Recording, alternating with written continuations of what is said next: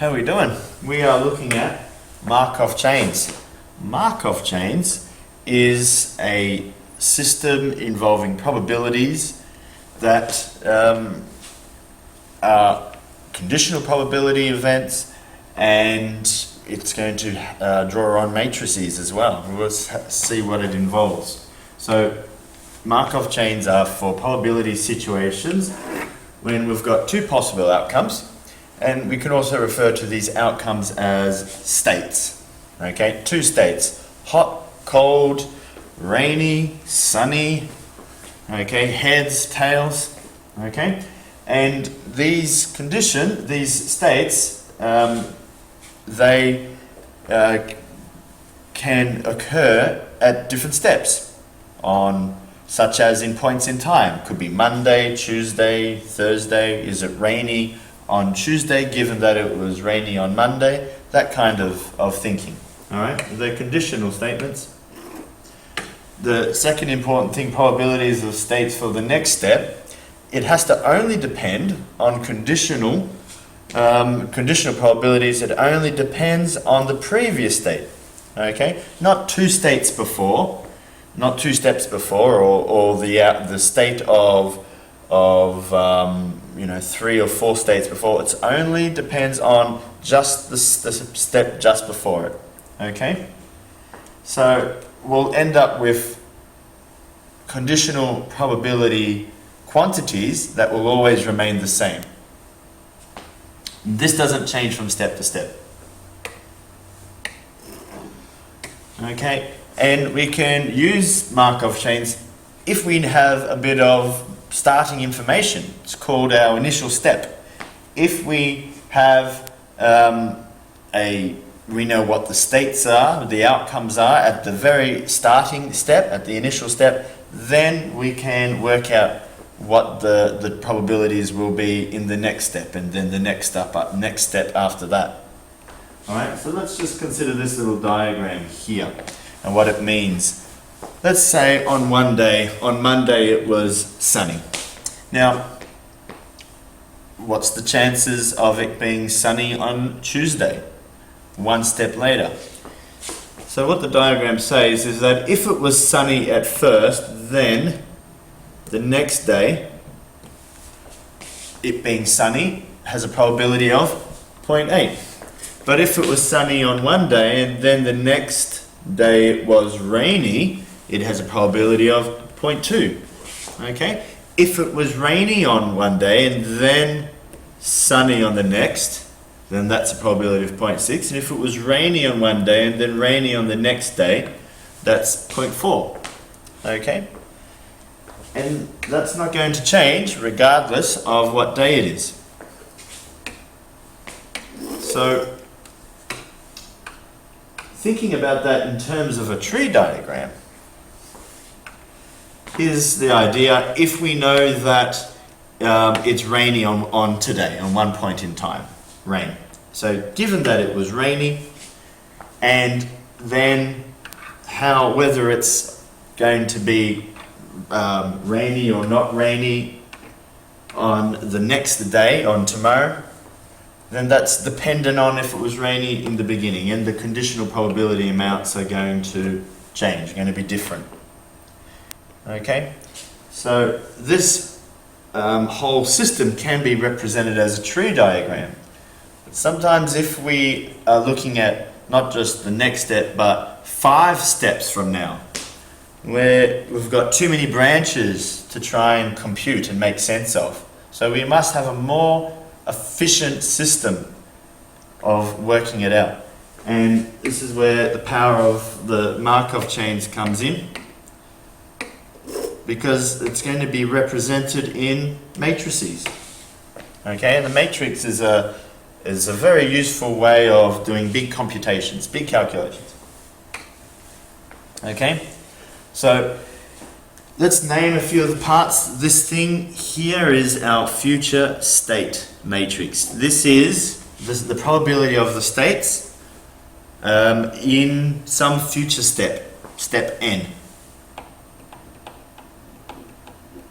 Okay, now that is given by this thing here, Okay, and it's got 1, 2, 3, 4 parts in it, and it's a 2 by 2 matrix. Call it the transition matrix. Okay, and transition matrix is to the power of n, the nth step that we're interested in looking at.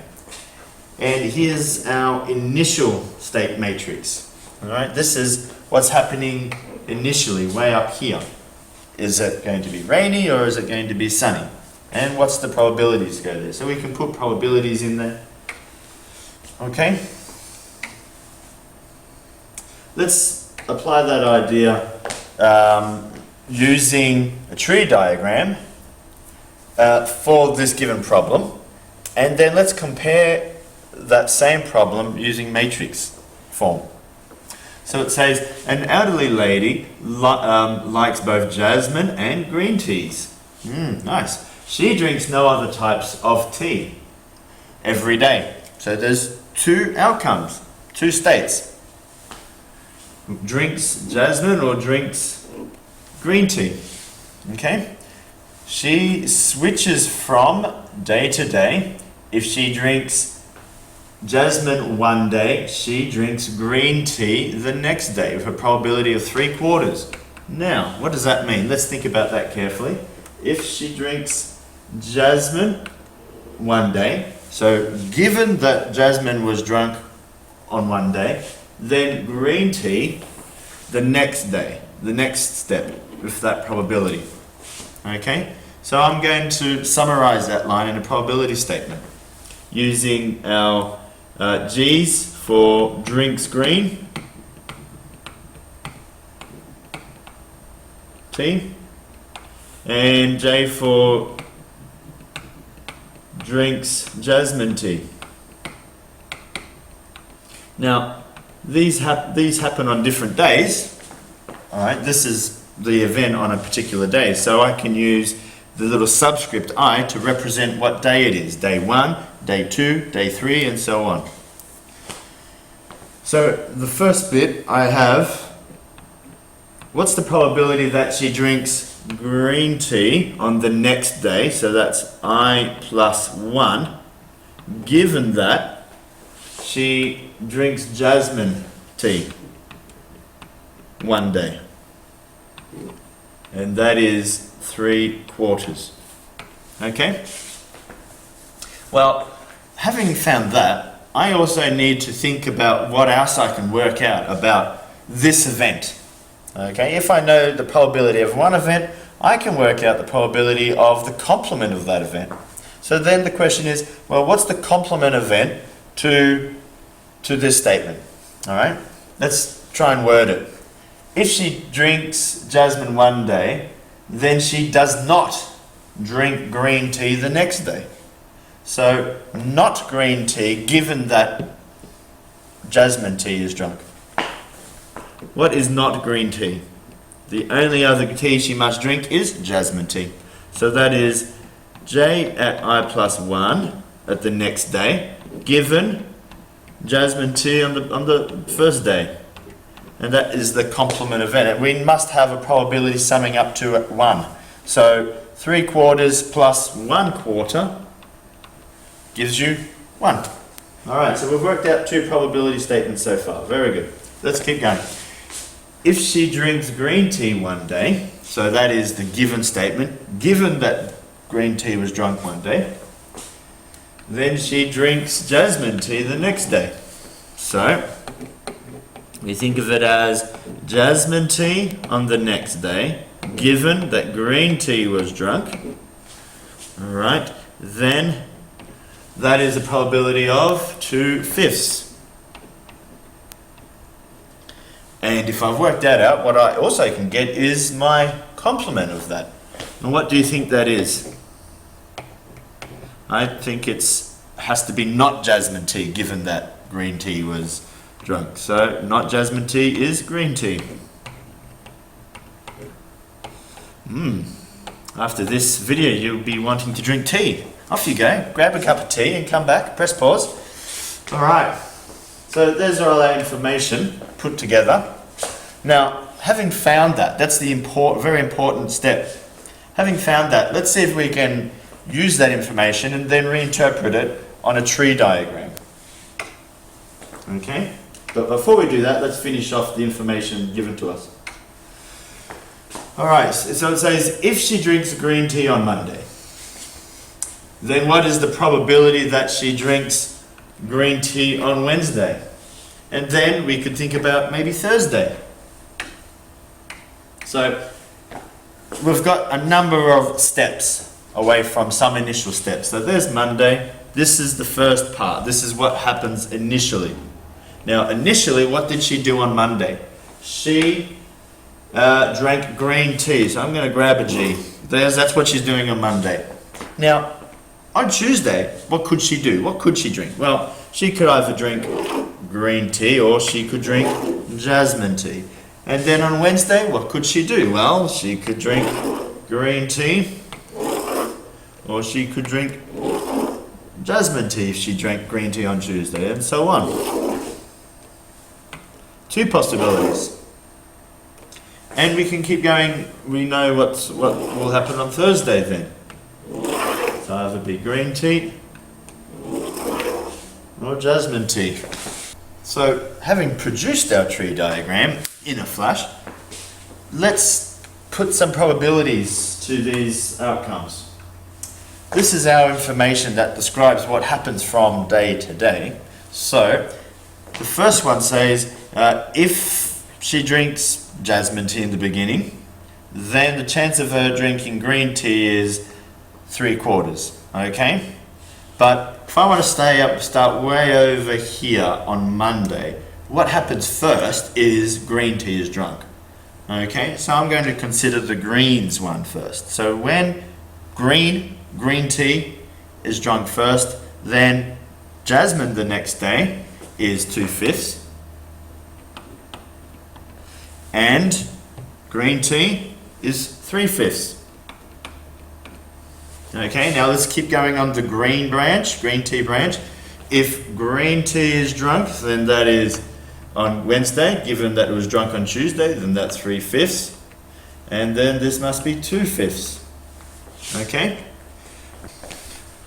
And let's have them all put together, and you can check. You can pause the video and go over it and check to see if it's correct, just to make sure I'm not making mistakes.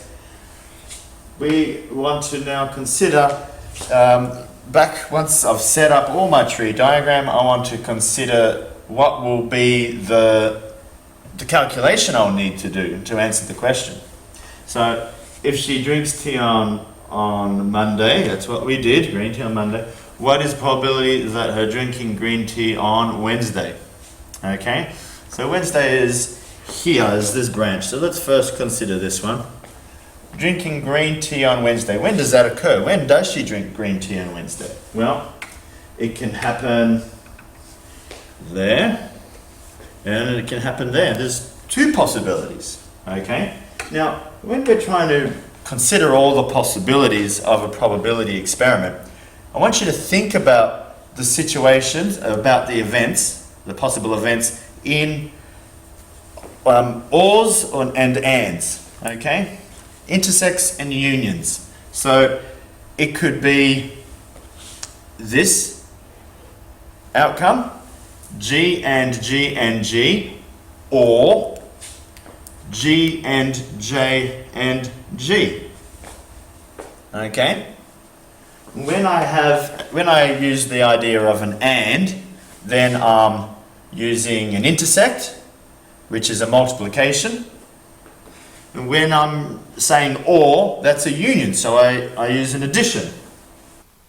So our problem, drinking green tea on Wednesday, I'm going to write as a probability expression like this. There it is, step 2, drinking green tea on step 2, which is the Wednesday.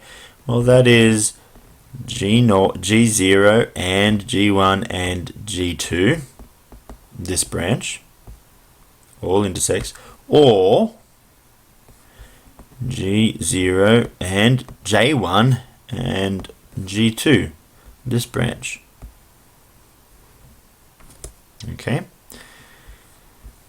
Using multiplication rule, the equivalence of the intersect of events looks like this, but it's conditional probability between one event and the other. So I have G2 given G1 multiplied by G1 given G0 multiplied by G0. So there's the multiplication rule for the first bit. And then the union I represent with an addition. G2 given J1 and J1 given J0, probably J0. Now, since 0 is drinking on Monday, and we're told that that's a certainty, she does do that. So I interpret the probability of that as being 100% chance. And the other probabilities I've determined from interpreting the question. So I plug in all my numbers and I simplify to get a result, 33 out of 50. This kind of approach works well, and it's very systematic, so the tree diagram is quite useful. However, if we need to do too many branches, things start to get complicated, such as what happens now if we want to think about chance of drinking green tea on a Thursday. That's all these branches to include as well. Now you can imagine what will be the probability expression for drinking for probability of G3, step 3. It's quite intense. We might need a more efficient approach to our calculations, and this is where matrices come in. So with our matrices, we have two parts. We've got our transition matrix, that's to the power of n, multiplied by our initial state matrix. Okay, so from the question, it's best to arrange our transition matrix like this, where we have in the top left hand corner, if I don't know where things go, all I need to remember is in the top left hand corner I must choose one event, let's say drinking green tea, then it must be the same, green tea given green tea, right in the top left hand corner. Now underneath is its complement, so that is jasmine tea given green tea, and you can see that what is given, the event that's given, the second part, is always in the same column, because in the second column we've got the other event given jasmine tea is drinking, and first is green tea and then is its complement jasmine tea given jasmine tea. Okay, so one important thing to notice about a transition matrix is that the probability values in a column, they all add up to 1. Okay, and here is our initial state matrix. This is the same row as drinking green tea. So we were told that on Monday, G0, the probability of that is 1. So 1 goes there, and remember the commas must add to 1, so 1 plus 0 gives you 1. This is saying, well, you know, what's the chance, if she's drinking green tea on a Monday, what's the chance of her drinking green tea or jasmine tea on a Monday? Well, that has to be 0. Okay.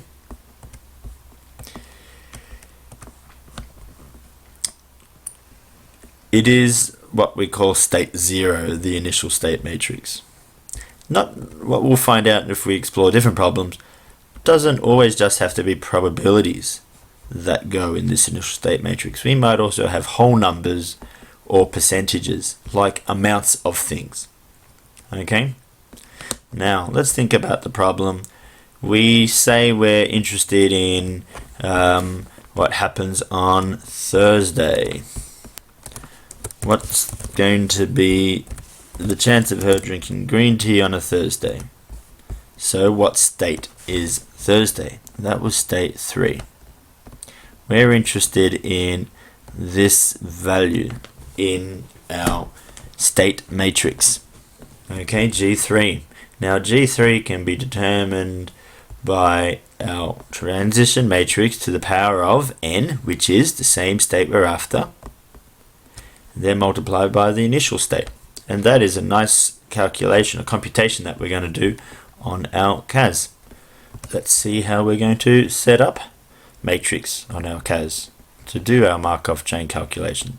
So we have to create transition matrix and define it as maybe a 2 by 2 matrix, and we can call it T. We can do a calculation like this. We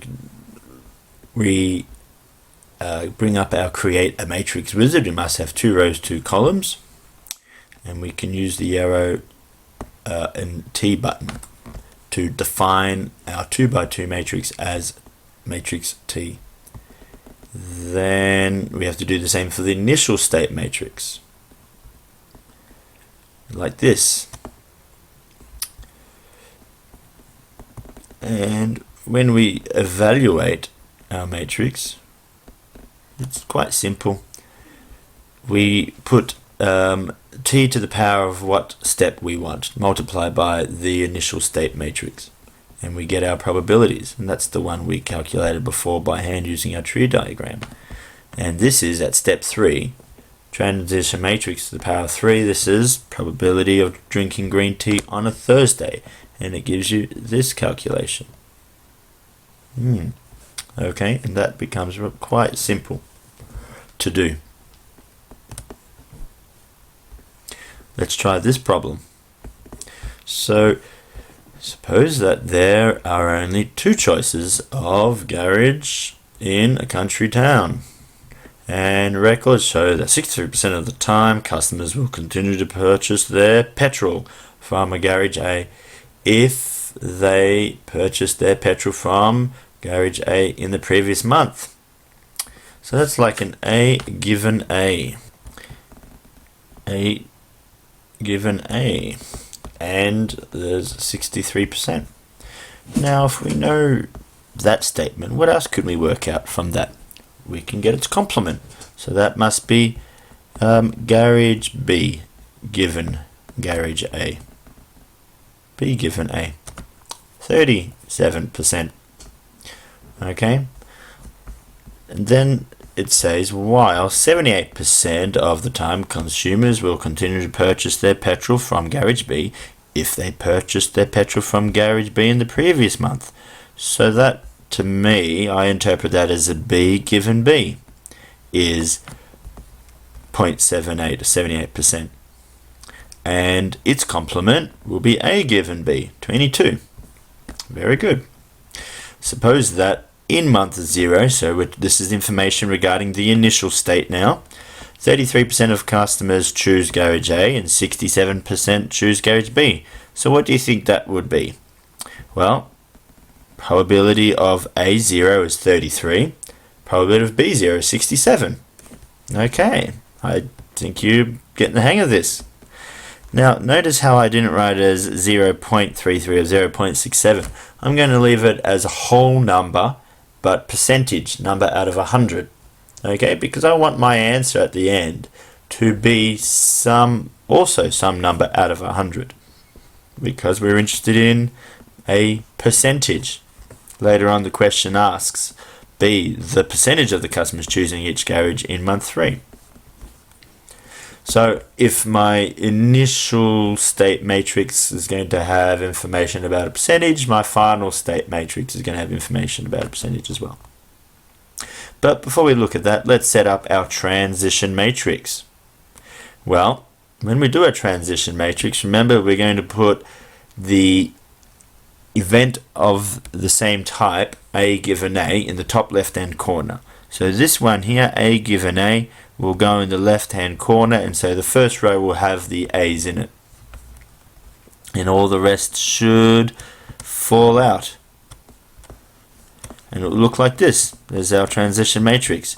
So there's A given A, B given A, and then A given B, and B given B. Okay? Now, let's use our Markov chain process to work out part B, the percentage of customers, where our Markov chain relationship is given by this rule. The third state being the state matrix for month number 3, transition matrix to the power 3 times the initial state, where this is going to be our initial state matrix. Let's see if we can do that on the CAS. So from here we come down to matrix and vectors, create number 1 matrix, and let's get our transition matrix happening first. So we've got our A given A, 63% in the top left hand corner, so B given A must be right underneath it because the columns must add to 1, and then A given B, 78%, and B given B, 22%. So then I go control STO, store arrow. Now this one here is a little shortcut way to define our transition matrix T. Okay, once that's done, we can create another matrix, but this one is going to have 1 column. That's our initial state matrix, and it's got 33 and 67. Okay, and then month 3 state matrix is given by transition matrix power 3 times initial state matrix. Aha, voila, and we get about 68% for garage A and 32% for garage B.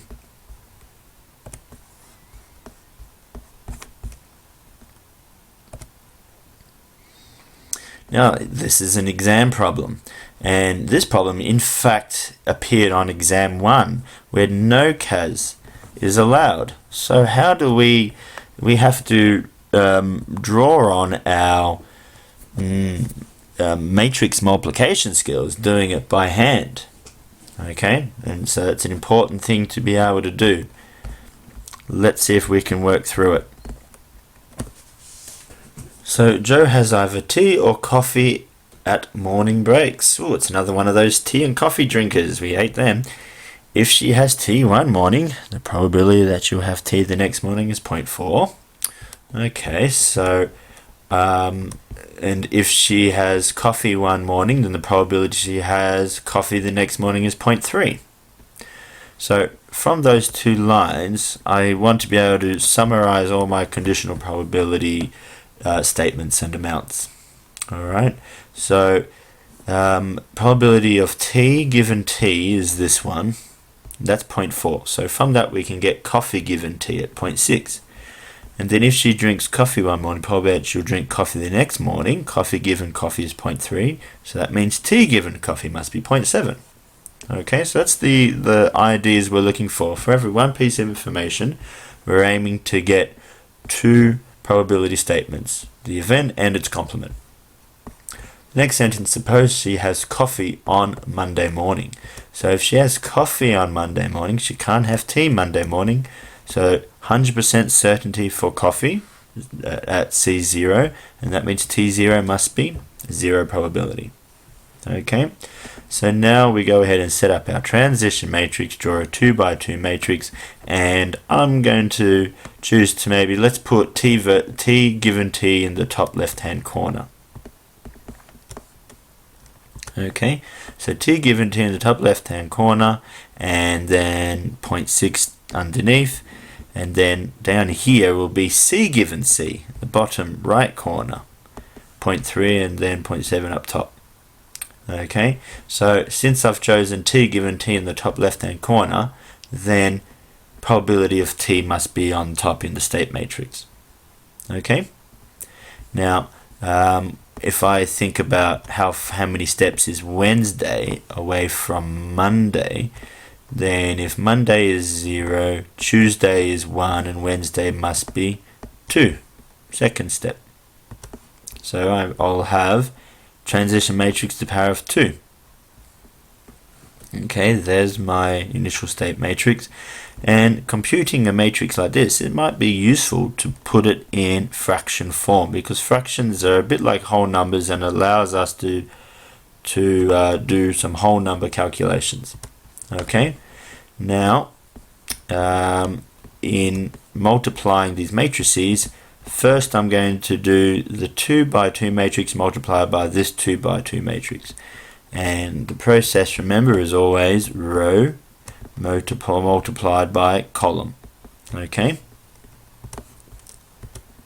And doing that, I'll get these expressions, which when I simplify it, it'll and multiply by my initial state, I will get this as a probability, as my state matrix probabilities. And what I'm after from there is to realize, well, I want to work out what's the probability she will have t. T is the first one, so I must read from my state matrix and state in a simple conclusion what my probability is, what my answer result is. Okay? Excellent. That sounds really good. What do you think? Are we learning? We are. Now, from that, I wonder if we change the story a little bit and talk about, well, what is the probability that she has coffee in the long run after many, many, many steps? What do you think we're approaching now? The term in the long run refers to the state matrix that we call the steady state matrix. And it is at some point in time when the probabilities from one step to another do not change. So if it was transition matrix to the power of 100, then to the power of 101 will be exactly the same. Okay, so the 10th state versus the 11th state, if it's not changing, then we're getting close to reach our steady state. Now, let's consider the situation. Here's our matrix equation.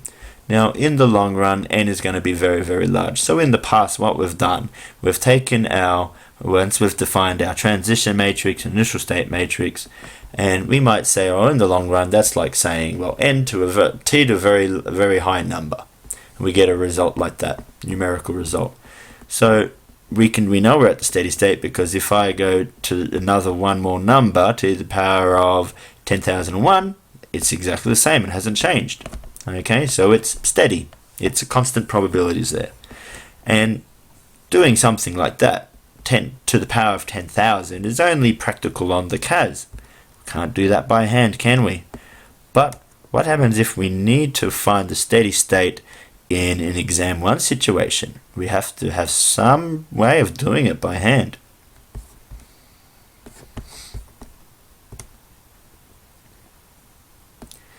Okay, so let's consider if the steady state is reached when there is no change in the probabilities from one step to the next, then let's think of that as, well, for a given transition matrix, I'm going to put it in a convenient form like that. So let's define transition matrix in this form where the probabilities A and B are these two this time. Okay, the bottom left and the top right. And my state matrix, my initial state matrix at some, well, let's say it's state matrix at some step n. Doesn't matter what it is. Okay, I'm going to have x as some unknown probability, so underneath it must be 1 minus x, its complement. So let's define that in the CAS.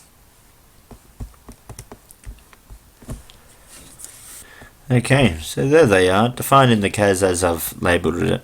Now, let's consider that, well, the state matrix for step n plus 1, that's the next one, okay, is another transition matrix times Sn, the previous step. So every time we do a step, we're basically doing a multiplication by the transition matrix.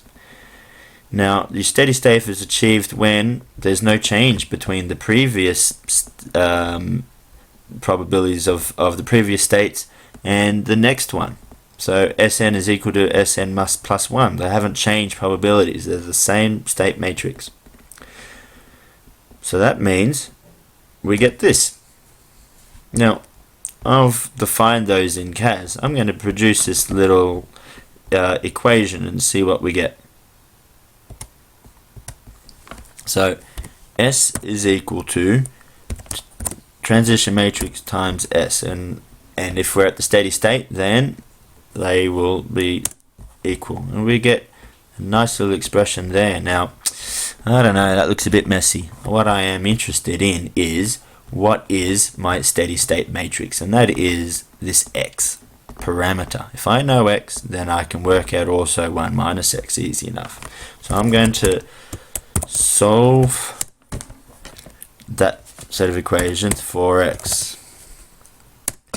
and I get a beautiful answer right there.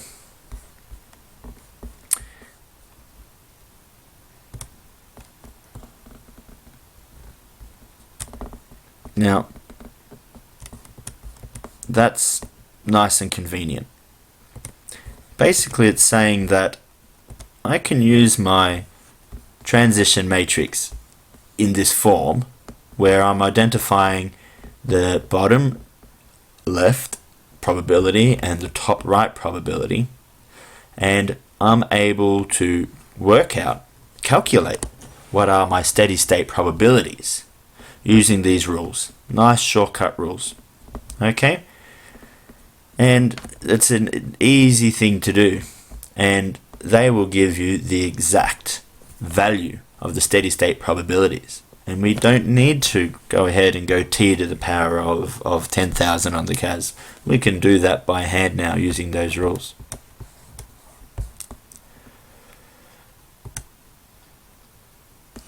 Suppose that a car can be rented at either of two locations, Melbourne or Ballarat. Assume that all cars are rented at the beginning of week for 1 week. The records show that. There's a bit of information there to interpret. So as we go through it, we're going to summarize. Okay, and maybe from the first statement, we will get probabilities like this, assigned to events. And then from the second statement, 75% of cars hired in Ballarat, that's the conditional part, are returned to Ballarat, 25 are returned to Melbourne. So B given B is 75 and M given B is 25. So first, let's find the transition matrix. Let's see if we can put things in the right spot. And generally what I always do is just choose one event given of the same event, maybe M given M, since it's the first one. I'm just going to put that in the top left hand corner and then its complement directly underneath. And then B given B is the bottom right corner and its complement on top. Okay, so question B says at the beginning of the week there are 150 cars in Melbourne and 80 cars in Ballarat. That's like at the beginning of the week, at the beginning of step. That's like an initial state description. So here's some initial state matrix. M's on top, B's on the bottom, 150 and 80. Now, just keep in mind, if you remember, initial state doesn't have to be just probabilities. You can have percentages out of 100, or you can have an amounts. So we're interested in finding how many cars are estimated at each location in the long run. In the long run is your keyword there that's indicating we need a steady state. So let's work out those steady state probabilities with the rules we just determined. So the probability of cars in Melbourne, from Melbourne, is given by this rule. Okay, that's the top one. B over A plus B, and I sub in my numbers taking it from here. This one is B, this one down here is A. Okay, and I get 5 over 11. And then cars from Ballarat, the second one is given by that rule, 6 over 11. So I take my values from my initial state and I multiply by the probabilities. So the number of cars from each location, the Melbourne cars are the probability of its steady state multiplied by the amount, and you get 68. Same with Ballarat. Okay, pretty straightforward, but it's very useful and an important rule to know and remember. Okay, maybe it's worthwhile to head off and practice some of these problems, and so when we encounter them in an exam, we've got some tools under our belt to tackle them and do the best we can with it. Alright, all the best. Thank you for listening.